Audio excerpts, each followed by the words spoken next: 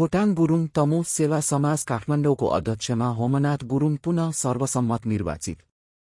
काठमाडौँ।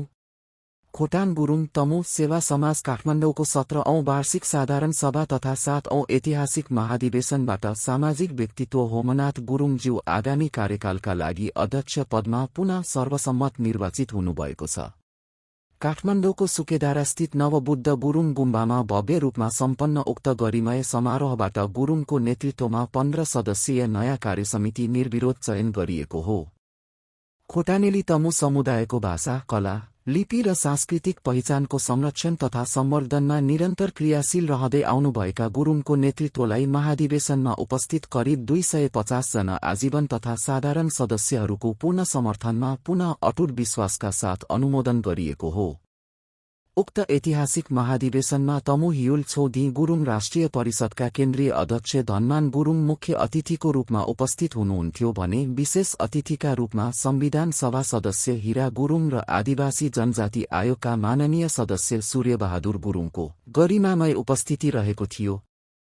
नयाँ कार्यसमिति चयनका लागि गठित निर्वाचन आयोगको प्रमुखमा संस्थापक अध्यक्ष नारायण काजी गुरुङ, सदस्यमा संस्थापक उपाध्यक्ष रामकाजी गुरुङ र अधिवक्ता ज्योति गुरुङ रहनुभएको थियो, जसले निर्वाचन प्रक्रियालाई सर्वसम्मत र सौहार्दपूर्ण वातावरणमा सम्पन्न गराउनुभएको थियो।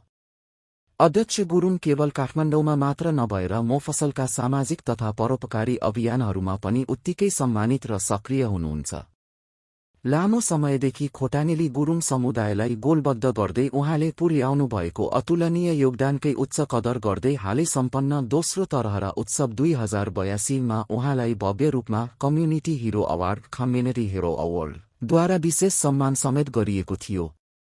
नवनिर्वाचित अध्यक्ष होमनाथ गुरुङको सबल, कुशल र ऊर्जावान नेतृत्वमा खोटाङ गुरुङ तमु सेवा समाज काठमाडौँले आगामी दिनमा संस्थागत सुदृढीकरण र जातीय उत्थानका क्षेत्रमा अझ थप उचाइ हासिल गर्ने पूर्ण विश्वास लिएको छ।